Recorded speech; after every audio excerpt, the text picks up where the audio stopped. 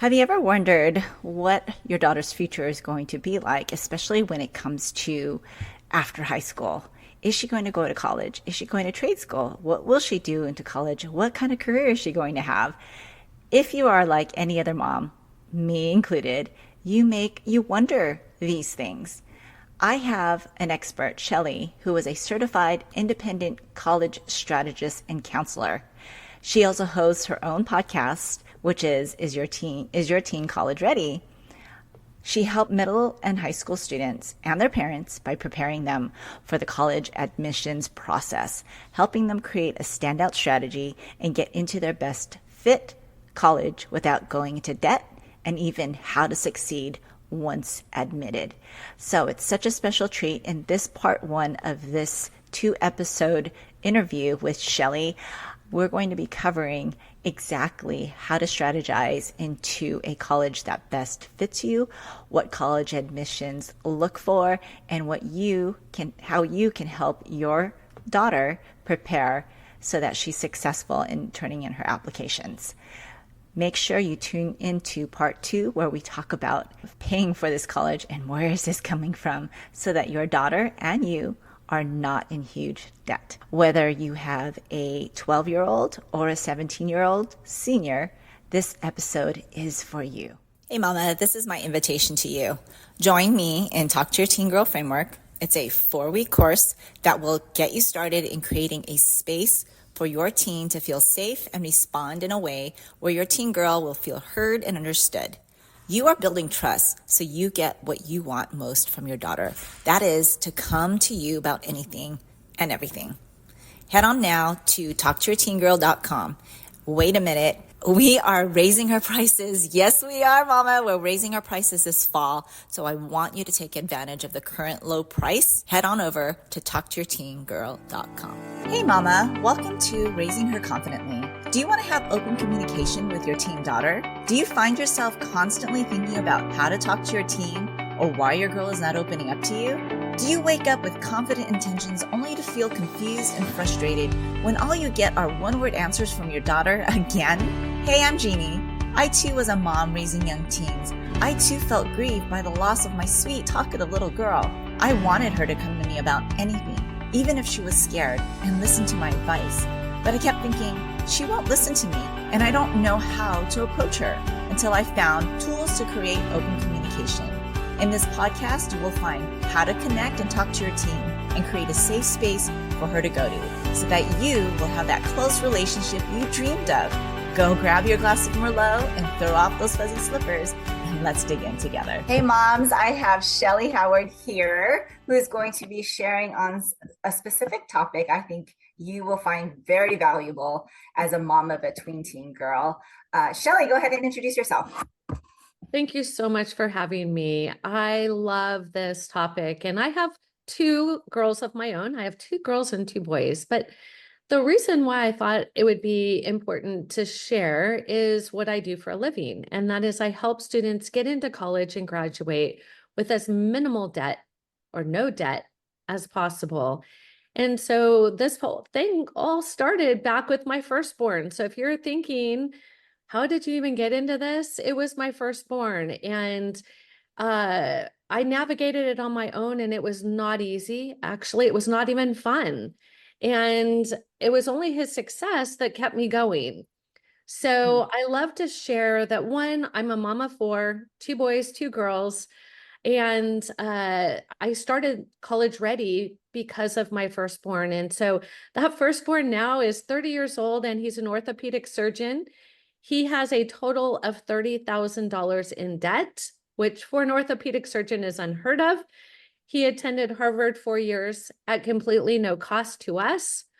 He went on to UC San Diego Medical School, and he's now at UCLA. So that was my firstborn. My second was my first daughter, and she was a totally different student. I don't know about you listeners, but all my kids kept me very on my toes because they were all unique. So my second born says, well, I want to go to University of Alabama. And I'm like, outstanding, but what is wrong with California? Like, we've got great schools here, Stanford, UCLA, like, come on. She goes, Mom, the football. And I'm like, oh, so you want to go to college because they have a good football team. She didn't think that was very funny. And I said, so your brother got a full ride. If you get a full ride, you have my blessing. Off to Alabama you go. And so she did. So my second born is now, she turned 26 yesterday. She is a full-time pediatric emergency room registered nurse, and she loves her career. My third is my stepson. He had big hopes and dreams of being a and film and audio director. And so he headed off to San Francisco State, graduated with a major and a minor in 3 years, completely debt-free. And the baby is now finishing college at AAU in the Czech Republic of Prague. And she said, well, he did Harvard, she did Alabama, he did a state school. I'm doing something different. And I think it was to torture me. I don't know. But she's doing international business, and she's getting a European and US degree in 3 years for $27,000 total. So for those families who are intrigued by any of those paths, I am happy to go any direction you want. Reach out to me, because I help students all over the globe. It is not just a local business anymore. I've been doing it 17 years, my 17th application season. That's incredible. And congratulations for one, having your kids just fly the nest. I mean, that's a goal that a lot of us moms have, is just once they are out of the nest, that they're able to fly on their own. And it sounds like your kids are on this great path of doing that, even with minimal debt, which is incredible. You know, that's one thing that I think a lot of us moms can think about, is like, how do I help my daughter be successful in what they want, what they dream of, without incurring all this debt? Like, I think of my own daughter, like, we limited her choices in school because being a dancer and leaving college at $300,000 debt, I don't think they match up quite. You know, it's not realistic. It's not realistic. So I know you're here to kind of reset our expectations of what college and college after can look like for our kids and for us, without feeling this huge burden of debt that's going to float over our heads. Yeah. So the best place I love to start is the number one question I receive, and that is, when do we start? Right? That's always, so I might as well just get right to that at the beginning. Yes. And so when you should start is based on your child, because you know, every child is different. They mature differently. They ask different kinds of questions. This is how you know when they're ready. So with my firstborn, he was an inquisitive child, and we would go to like children's museums, and he wanted to know, how does things work? And just always had a bazillion questions, which made me crazy when he was a toddler. That young man, we started touring colleges as if they were a library or if they were a museum by the time he was in 4th grade. And we didn't talk about the pressure, what he wanted to major in, any of that craziness. We simply said, you know, people come here after high school and they get to study what they want to study. And he thought that was so neat, because he was a math and science kid and he did not like learning about English and history. And he's like, that's amazing. So we just kind of planted that little seed. Now, the fourth in my own family, she was a little less mature than all of them. I think maybe the baby sometimes just gets to be the baby a little bit longer. And so she didn't start asking those questions quite as early. So with her, we really started talking about it in 8th grade. So it's number one, when are they ready to ask questions, absorb it, and really knowing your child is key. As mom, I don't think anybody knows them better.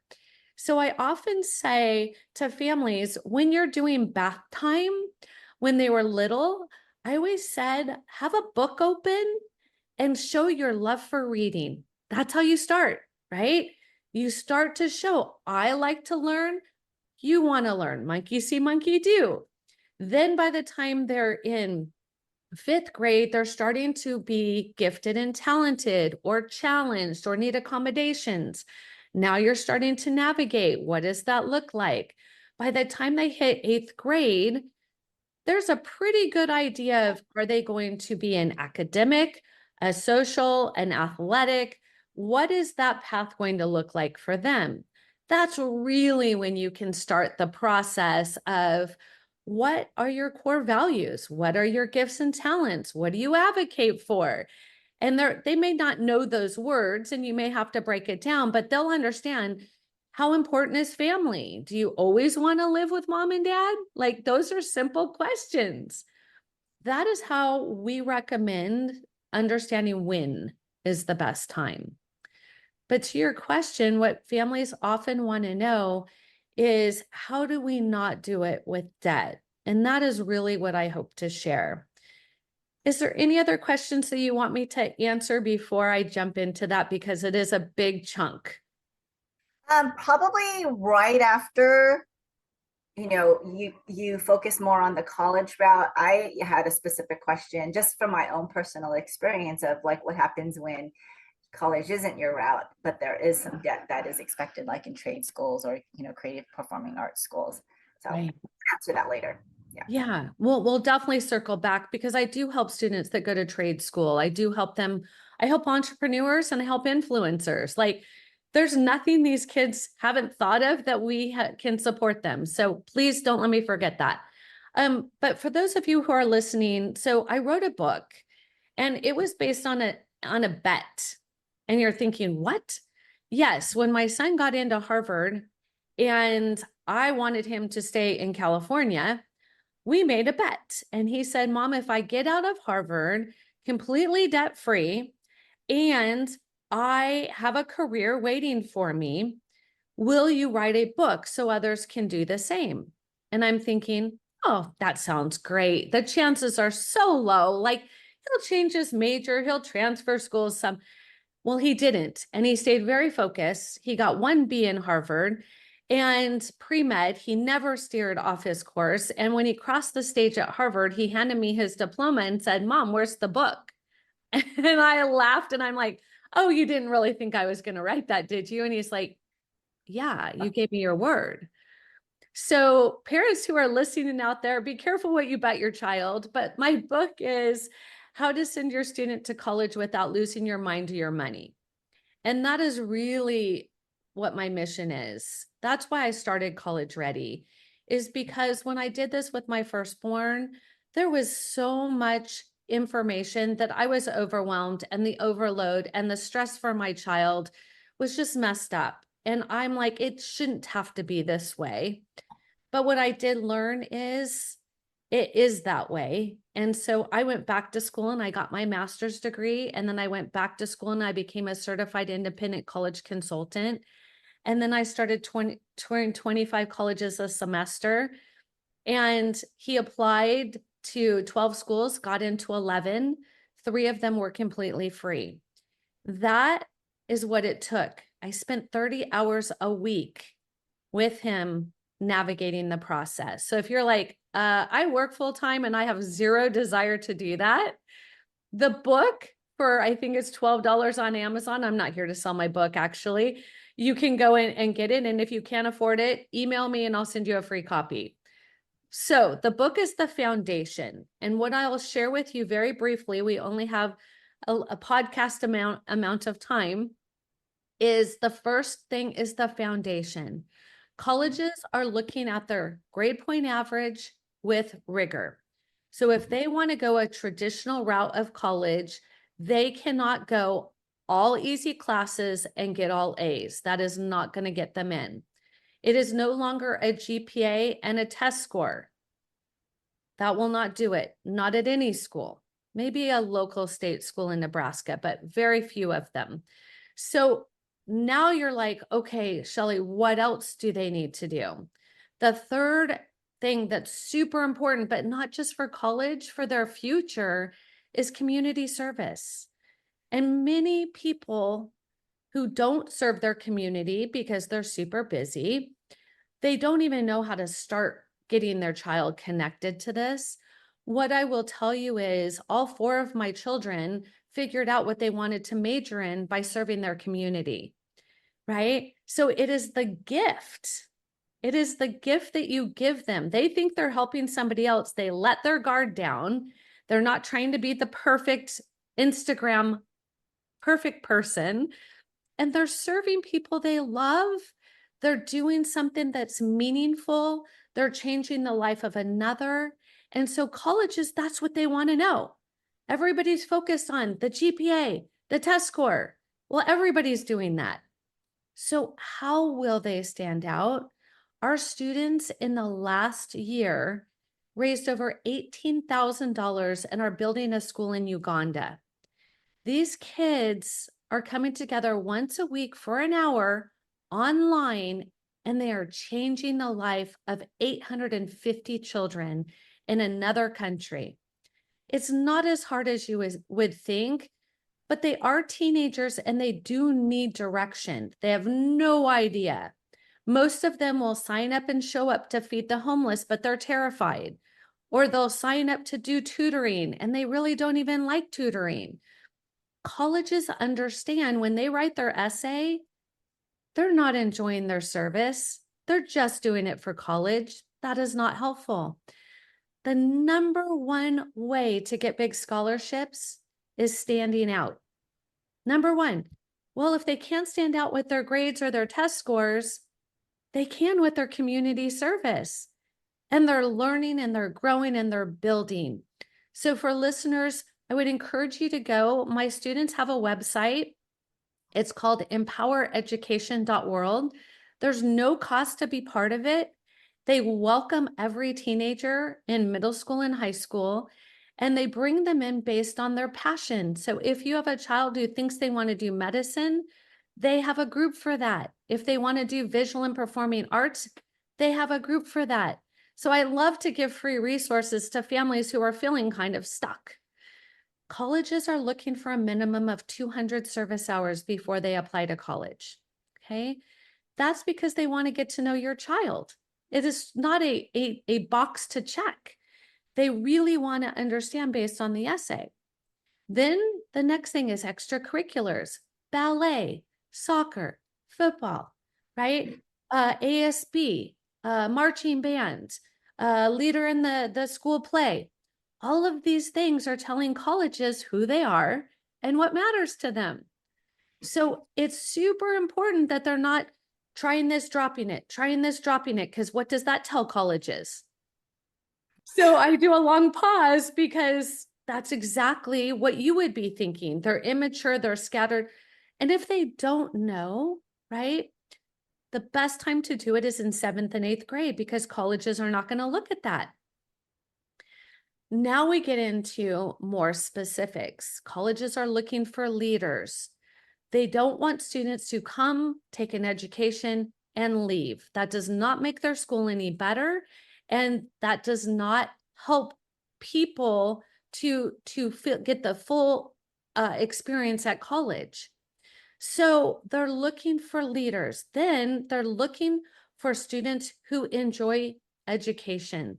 They ask teachers to write a letter of recommendation. So if your student doesn't like learning, that letter of recommendation is going to be very hard to get. So we help students understand who to ask, when to ask, and how to prepare that reviewer. The final thing is their essays. The essay is the icing on the cake. It's the bow on the gift. Readers for colleges spend between 4 and 8 minutes per application. They are first going to scan what they're looking for in the application, which, oh, by the way, if you're applying to a University of California school, is 20 activities, honors, and awards. If you're applying to a Common App school, it's 10 activities, honors, and awards.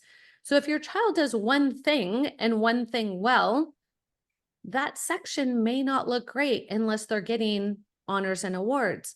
But if they have community service, there's so many awards. Our students are getting 10 awards for community service alone. So just know they can do it all and not get burnt out, because that's the number one question people ask. And then finally, the essay needs to help colleges understand why they did everything on their application and what did they learn from it. So I told you that was a bit of a juicy section, but I wanted to give massive value. I love everything that you've given. I mean, these are great uh, insights on what parents should be like looking out for to make an application look robust and desirable for schools.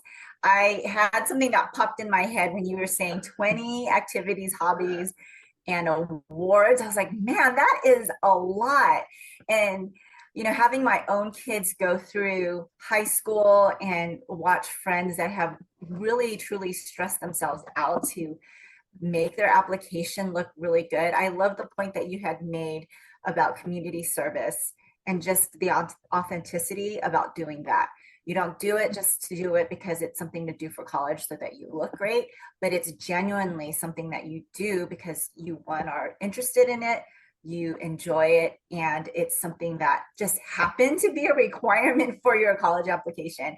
And I love how you approach that, because sometimes kids can just stress themselves out for just having to do that and not even enjoy the process. So thank you for giving that type of advice too.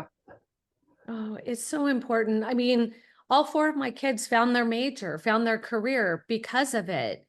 And they weren't excited. I'm not going to lie. They didn't go, yay, I can go volunteer forever. No, that wasn't it. But when you start with, what are you passionate about? What do you care about? What would you like to see changed in the world? These teenagers are advocates. Yep. They want to see global warming stop. They want to, if you give them a voice, they have it. They do. This generation really does. And it's gives them a taste of what real life is in the workforce. You can enjoy something, but yet not enjoy having to show up, every single day. But that's just true life, and how being a worker or just doing the things that you need to do to contribute into society some days aren't enjoyable, but it's a passion that you truly believe in. So yes, I agree 100% on that too. Well, I think with the topic of, you can send your daughter to college without breaking the bank and using your retirement, how exactly? So now we know, okay, this is what you need to do to actually present yourself to a college so that you're a great candidate and that you do stand out amongst all the applications. Okay, say they get into college. Now the heart rates of parents are like, oh my gosh, they actually got into college, and how much is tuition? What do they do? What do you suggest? Come back for part 2 of this interview with Shellee Howard as we answer that last question about not going into debt as you pay for this college education. I hope you found this helpful. If you have a mom who can benefit from this part 1, go ahead and share it right now. Text it over to them. Get the link. Share it with them. Text it over to them. Tell them that they must listen to this, especially if they have a teenager preparing for college. And I'll see you on Wednesday for part 2 of this episode. Hey friend, if this podcast inspired you or encouraged you or helped you in any way, I'd love for you to share it. You can screenshot this episode and share it in your stories on social media, or text it to a friend who can use the support. It's the best way you can thank me. I want to let other mamas know they are not alone. I'd love to stay connected with you. You can find me at raisingherconfidently.com. Until next time, live full of grace, Jeannie.